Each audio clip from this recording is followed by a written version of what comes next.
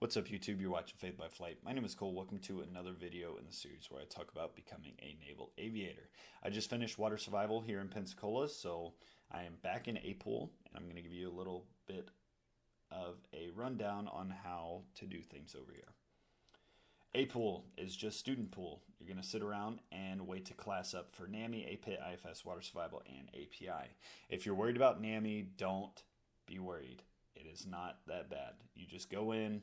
They're going to do a simple routine checkup, and then they're going to look at all your waivers and all your other medical stuff, and they're more than likely going to pass you through because they need bodies out to the fleet. So they already spent all this time and money on you. They're not going to kick you out unless you have like some crazy weird heart or eye issue at this point, which you shouldn't because you made it through the OCS NAMI, basically. Renting a place. Make sure you are as close to base as possible. You want to spend as little time as possible on the road and more time either at your apartment or on base. Check out the apartment or home you're leasing before you lease it. There have been horror stories of people showing up and having cockroaches, mice, mold, all kinds of nasty stuff because they didn't check it out beforehand. So if you're coming out of OCS, you're going to have a little bit of OHARP. Do some house hunting while you're on OHARP. Take a week or two off. Find a trustworthy roommate. If you need a roommate, that is. I brought my brother, so I didn't.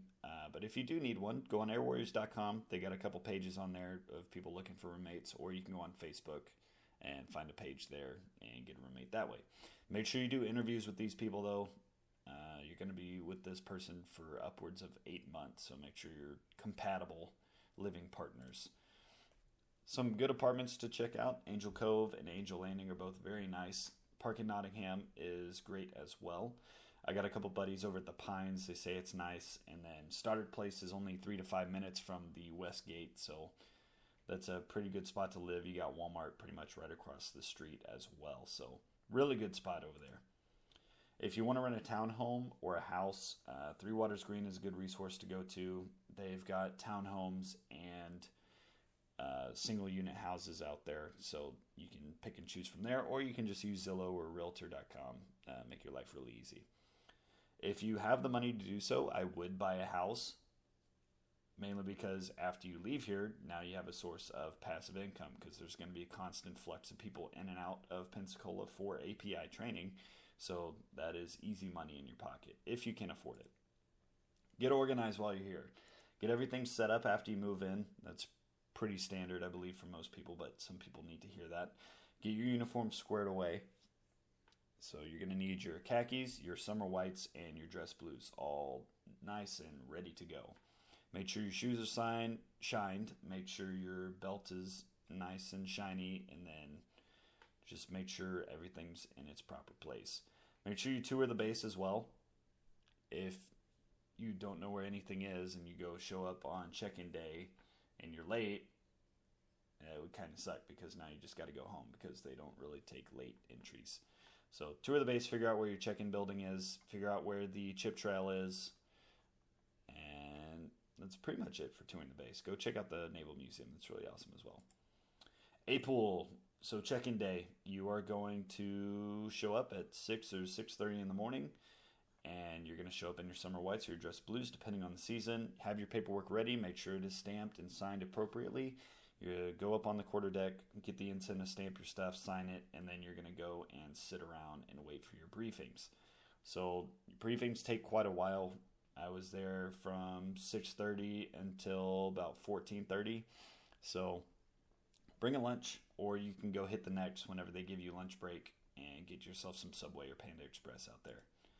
And then after you get done with all that, you're back in the holding pattern, and you're going to do a couple drug tests and then NAMI and watch. So watch it and all that bad. If you're doing IFS, you're more than likely going to get a stash job. I would try to get the flight management or the museum gig if you can. Both of those are really nice. So what to do while you're here? You're going to be mustering pretty much every day unless they decide to do an email muster. And then you're going to do PT on Monday, Wednesday, and Friday. After you do the Apit, you only have to do PT once a week, so get through your Apit. And then after you get done with that for the day, unless you have watch, you're going to have a lot of free time. So make sure you're working out, Don't get fat and stupid while you're here. Make sure you're maintaining a standard. And study. Those of you that are going into IFS, make sure you're studying the FAA booklets and all the AOPA stuff online. Get an FAA private pilot test prep book. That will help you out a lot. Those of you that are going straight to API because you don't have to do IFS, I would go ahead and start studying all the materials. They are online. Just look up API lectures and they will pop up.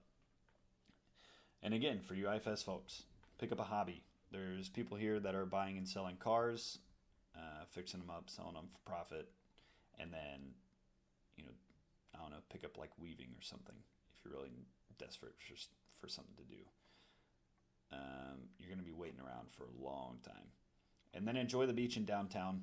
The beach is really nice. Go hit up Perdido Key and then head east toward the little guard shack that's out there. They got a little private spot, and if you got your cat card on you, they'll let you through.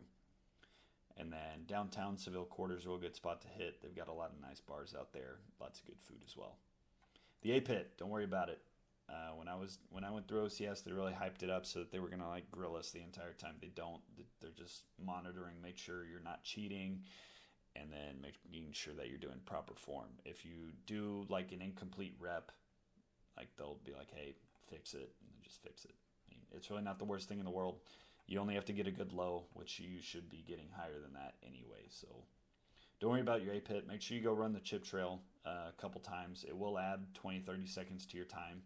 So go practice that before you run the APIT. IFS, it's your introductory flight screening. It just gets you flight time to go solo. You will have a long wait time, like I've said multiple times. It's 6 to 8 months for some people. So take it for what it is. Make sure you're utilizing your time properly. Now, water survival. All the requirements are online for this. You can pretty much look up Navy water survival requirements and it'll pop up. Respect it, but also have fun. It is a tough course for some. I only did a little bit of swimming growing up. I wasn't on like a swim team or anything, so I had a little bit of difficulty learning some of the strokes.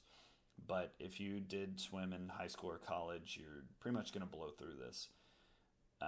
The one thing that most people are worried about is the tower to line jump. You jump off of a 12-foot tower and then you submerge underwater, stay submerged, and swim for 15 yards. It is not bad. Just do it. Jump in, hold your breath, swim out the 15 yards. It is only 15 to 20 seconds of your life underwater. So if you can hold your breath for a minute, you got this made. So don't freak yourself out. It is not all that difficult. The last event you do in water survival is the mile swim. You are not allowed to do the backstroke on this, so make sure you go to the free swim times at 16:30 Monday, Tuesday, Thursday, and Friday, and then whenever they have the pool opens on the weekend, just so that you can get your swim strokes down, get really comfortable in the water. They won't let you use the flight suit or the boots or anything during the free swim times, just for safety reasons. So what a couple of my buddies did, they took their full PT gear and just wore that in the water and simulated it pretty closely, but obviously not the exact same.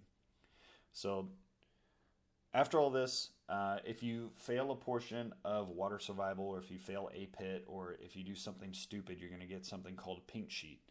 If you get 3 pink sheets, you get a trident from the program, so avoid getting a pink sheet. Yeah, that is pretty much it. So if you have any further questions, just feel free to ask them in the comment section below. I'll get to them as quick as possible. And to those of you that have been answering questions for others on my other videos, thank you very much. That is greatly appreciated. But I'm now waiting for API. I've got 2 to 3 weeks until I get in there, and then 6 weeks for the actual API program itself. So 4 weeks academics and then 2 weeks of practical training. So whenever I get through that, I will be sure to make another video, update you on what that is like. But until then, see you next time.